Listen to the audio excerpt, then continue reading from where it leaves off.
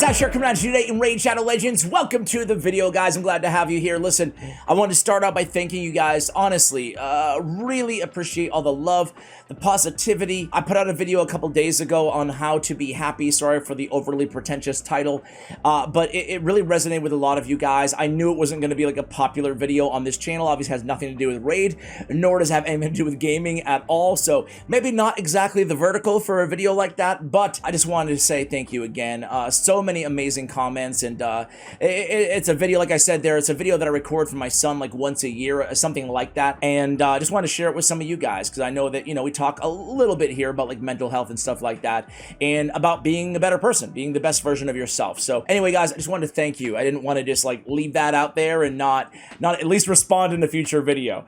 Today's video is going to be a fun one because I can't remember a champion ever being this good for Fire Knight.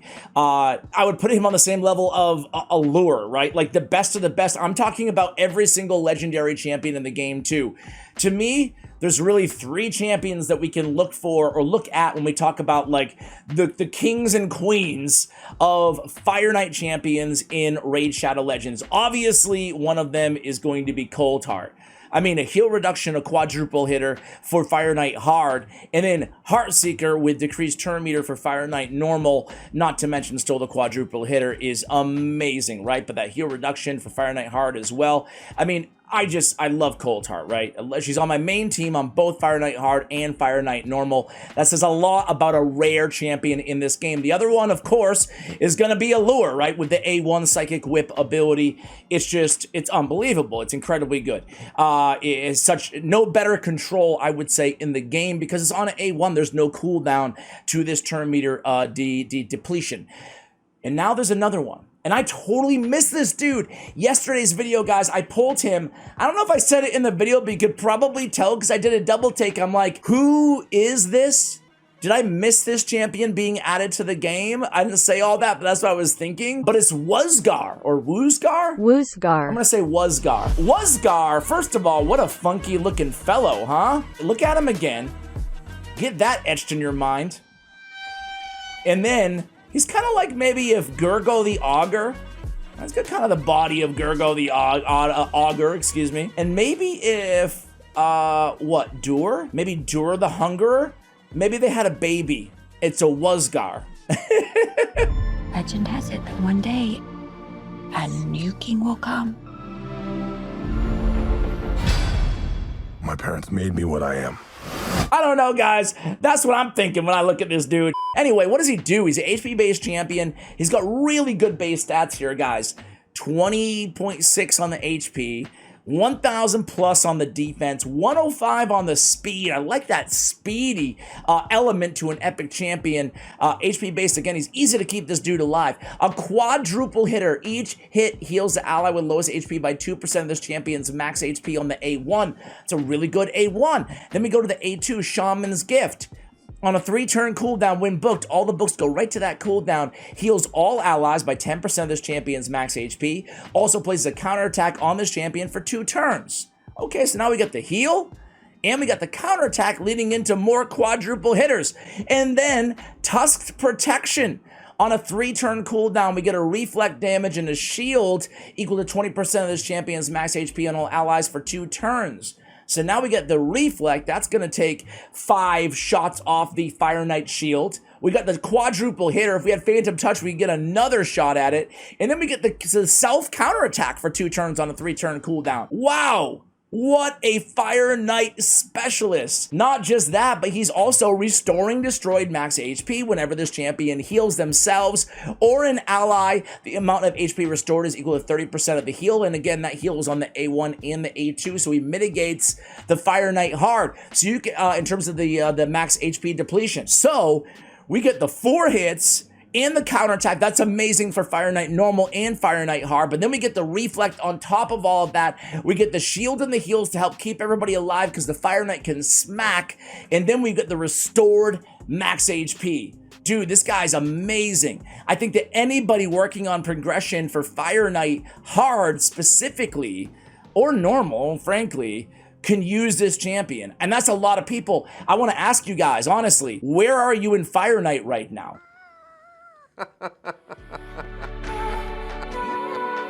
Don't get me started. I can't imagine many viewers have a completed Fire Knight 10. I don't think that many players in the game have completed Fire Knight 10. I'm going to show you a Fire Knight Hard 10 team using Wuzgar as a replacement for a +4 fully awakened, fully empowered Foley on my team, okay? Before we get to that, let's take a look at how I built this dude. How about that? So let's go ahead, recently used. I was testing him out, so he's right there.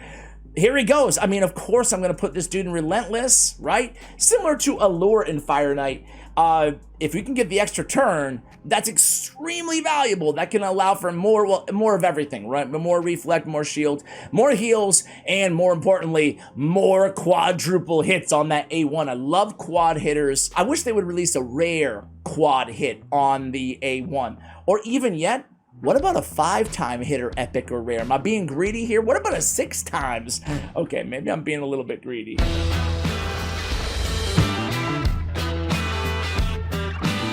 Anyway, guys, we have Relentless. Getting the extra turn is super valuable. I also have Divine Speed. The build here is not too crazy in terms of stat priorities. We want to keep them alive, right? Most importantly, 3,700. I would aim for like around 3,000 minimum, 3,500 better on defense, depending on what you have around your champions on Fire Knight Hard and depending on the stage. For Fire Knight Hard 10, I'm aiming for 3,500, but even then, I do have shields on the team from Wasgar and from Valkyrie. We have 67k. We want as much HP as we can get on this champion, but we don't want to neglect defense. We need defense for Fire Knight. Other than that, speed. 240 is actually, I wouldn't say too fast. I don't think there exists a too fast on a non-speed tuned team. However, I could get by with 220, even closer to 200. My Foley, who I was using, was at 220, and he was a replacement for him. I don't care so much about damage. I don't need any accuracy on this champion. I don't even need resist on this champion. It's a beautiful, beautiful thing because he's fairly easy to build in that regard. Now, masteries, I haven't done them. Frankly, you don't really need masteries on this champion, right? Think about it. We're not building him for damage, so what I would do is I would come down the offensive tree, I would go crit rate, I would go crit damage, I would hug the left-hand side, and I'd come down to War Master.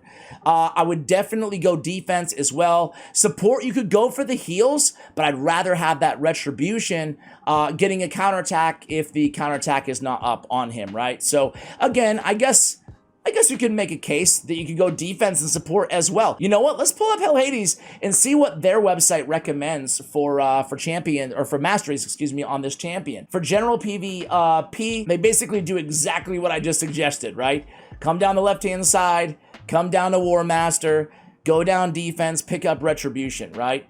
On tank, they have the other thing that I just suggested, right? Going defense and support, going with the healing masteries, and ending with bulwark, which would be decrease the damage all allies receive by 5%. This champion will receive that damage instead. Now, I want to pause for a quick second here and just acknowledge that this dude is really viable outside of Fire Knight as well for progression. You're not going to see him in the end game or anything like that, but I think there might be some utility to this champion, maybe even in Demon Lord. But I'm not smart enough to make it like a great team around this champion. All I will say is just for progression, getting those heals, getting the reflect damage, and getting the shield on a 3-turn cooldown, based on 20% of this champion's max HP, is very viable as a support champion, certainly in Faction Wars, right? So you can get utility out of him. Let's see what the reviews say early on here. I mean, Fire Knight, 5 out of 5, absolutely agree, right? Faction Wars, sure, 5 out of 5. And then, you know what? This is one of those rare times where I'm in agreement. I mean, people are giving him massively high ratings here, and I think it's really legit. Again, it depends. If you need a support champion like this, look no further. You know, I love that both his A2 and his A3 are both on 3-turn cooldowns, and both of them, although they do require 6 books, it goes right towards the cooldowns as well. So what I have on this dude is defense. I went defense on the accessories, then I went HP on the percentage gear. I figured it scaled a little bit better, so defense on the ring, defense on the amulet, defense on the banner, HP percentage on the gauntlets, HP percentage on the chest, speed on the boots. Now, again, I would do the masteries, but you just don't you don't really need them. You know, I'm not a big fan of paying 800 gems, even as a dirty pay-to-win player. I'm not a big fan of being a completionist in this game, meaning that, you know, if you don't need to, why bother, even if you are a spender in this game, right? Shut up! Nobody asked you! Let's go ahead and try him out, man. Before we do hard, I want to put him with like a different team and just try normal, just showing off that reflect and showing off the, this is going to be the team for Fire Knight Hard, just showing off that reflect and all those hits that he can put out on that shield. Be right back. All right, guys, so I just threw a team together here. I have Duchess, I have Seer to help us clear through the waves, Ghostborn because he's a debuffer and a shield set, and then we have Coltart and Wuzgar. Wuzgar. Wuzgar. Wuzgar. My name is Smiley. They're going to be the team in charge of the Fire Knight shield getting down.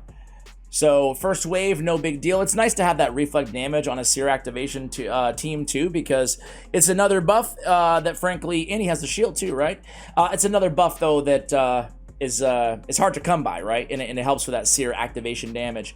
So we don't have like a Kymar or something like that here, so we're not going to be able to reduce the cooldown. Hopefully we don't lose Coltart. Coltart, come on now. Okay, he's going to come in there and heal her 4 times off of that A1. Keeping her alive, barely. We get the shield, but Seer's like, no, no, no.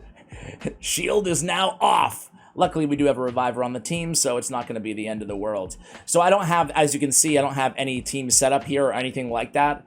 I am just running this raw, if you will. I don't think anybody says running it raw. I think they would say full auto, no team setup, Ash. Let's revive Ghostborn, come in here, and let's see between her and Coltart how much issues. Oh my god, I forgot the Fire Knight normal is only 12 chips on the shield. That's it. That's it. Golly, man. I mean, if you put like an allure on this team as well, forget about it. So I guess this could be an option alongside a Coltart and allure as like a trio. Or if you don't have allure, but you happen to pull this dude, that works too. I just think that, as I said in the beginning of the video, he can really stand alongside those 2 champions, right? So I guess that counterattack immediately brings, between the reflect, we only had 1 up. Between the reflect and the counterattack, like that shield is just gone. Now, we have a much, much taller task ahead of us in Fire Knight Hard, guys, but, yeah, I mean, this is a breeze. Gosh, I forgot how comparatively easy Fire Knight Normal is until they did whatever the heck they did with Fire Knight Hard, dude. It was, it's bonkers how hard that, who are your favorite epics for Fire Knight Hard, if you guys are there yet? I would say, like, my faves would be Croydon the Blue. He's kind of a new epic as well. Obviously, Wasgar is, like, #1 now for Fire Knight Hard. And then Gory, I'm a big fan of, too. He's got that freeze. I feel like freeze for Fire Knight Hard is not like the end-all be-all solution for that boss, but I do feel like it is a it's a real help, right? It's a help to reduce that turn meter. Anything you can do, kind of like a decreased speed on the team, right? Anything you can do to slow him down is going to benefit you, and that's how I feel about freeze. It's not a must-have, but it's a nice-to-have. Anyway, guys, not too bad, right? 280k of heal as well. It's not going to blow your rocks off or anything, but it's definitely fairly impressive. All right, guys, let me show you the Fire Knight Hard team. I actually highlighted this team, but again, with Foley. Foley's going to make this run a little bit faster. And oops, let me get the right team here. My bad. Foley's going to make this run a little bit faster, right? Around a 4-minute run versus a 7 or 8-minute run. A, he can help out a lot in terms of DPS on the waves. That's where we're going to save the most of our time. But B, with this team, what we can do is we can go in there on Tomb Lord, and on round 3, we can shut off the Blight, right? We don't have to rely on him for the decreased defense against because he has no hits there, so it really hurts our shield. Well, our shield progress, if you will, chipping away at it. So when Foley, he can just land the decreased defense on his own against the Fire Knight, so he helps out there as well. So this one will take a little bit longer, but I think we're going to be absolutely cool here. So again, we're leading off with Blight. We're leading off with Blight on round 2. Wasgar, we're not touching anything, although I would say with Valkyrie on the same team, we're not guaranteed to always have counterattack up on Wuzgar, and we kind of always do want it up, plus I want the heal, so I'm not going to shut that off and I certainly don't want to shut off the A3 with the reflect damage. It's going to be really, really nice when you guys see that in action. Cold Heart on round 3, we're shutting off Art of Pain, and Cardial and Valkyrie, we're basically, on both of these champions, we're just shutting off their big ability. That would be Stand Firm, and that would be Angel Song, the one that we want to lead off on in round 3. So anyway, guys, that's the team. Let's go ahead and get in here. I'm probably just going to come back to you guys when we get to the Fire Knight because, well, these waves, like I said, could take like 3 to 5 minutes or so, maybe worse, hopefully not. Be right back. All right, guys, here we are at the Fire Knight. Took about 5 minutes to get here. Of course, we don't have like a Theodore to help out on the waves, and there's that annoying Rio Bone Spear on the second wave that cleanses away the poisons or the debuffs from Toon Lord, so it does add extra time there as well. Either way, here we are at the Fire Knight. You can see that when he attacks, obviously we're going to immediately get 5 points off of that shield just by him attacking everybody with the reflect damage. Now, on top of that, we're going to have the counterattack. It's going to be beautiful. So here we go. Check it out. We have heal reduction from Cold Heart. We have decreased speed in poisons from Toon Lord. He's going to go in there, already 18 left, and now we get all the counterattacks as well. Of course, a quadruple hitter on Cold Heart's A1, another quad hit here on our A1, and then look at this, the shield, the turn meter is like this low, and we already have that shield down. That's basically it. Now, if I wanted to take it off auto right now, I could actually sneak in a decreased defense, decreased attack debuff from Tomb Lord. So let's go ahead and do that. Speed it up a little bit here, but I'm thinking this run with a team like this is probably going to take us around 8 minutes or so, just because of how long those waves take. But it's really nice. I don't think anybody would die on this team. If they do, we do have a revive on death, which is really nice to have as well. So I really love, I mean, I already said this before, but I really love how Plarium is adding in specialist epic champions. It'd be cool to have some rares too.